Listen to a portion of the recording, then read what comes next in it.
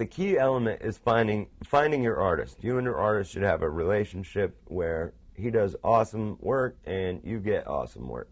You should allow your artist as much freedom as possible, because he's going to know how it's going to lay out as a quarter sleeve or a half sleeve or a full sleeve, because he has a lot of experience doing that.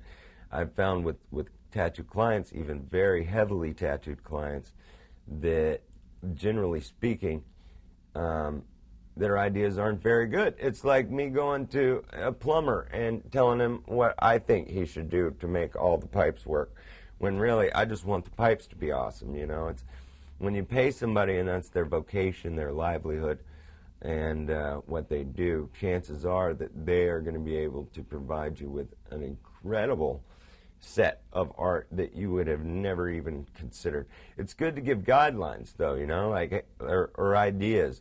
Not like, hey, I want this with this around it with these initials in it, because then that's exactly what you're going to get, and it's going to be crap.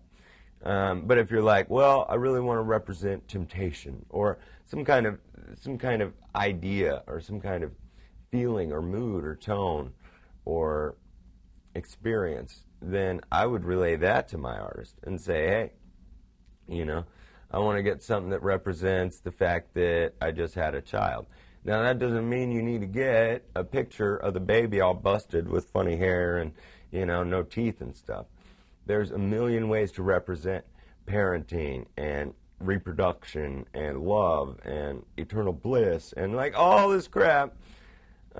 Responsibility. Like, you can, if you just think about the concept and give your artist those, then he can take those and create something incredible with it.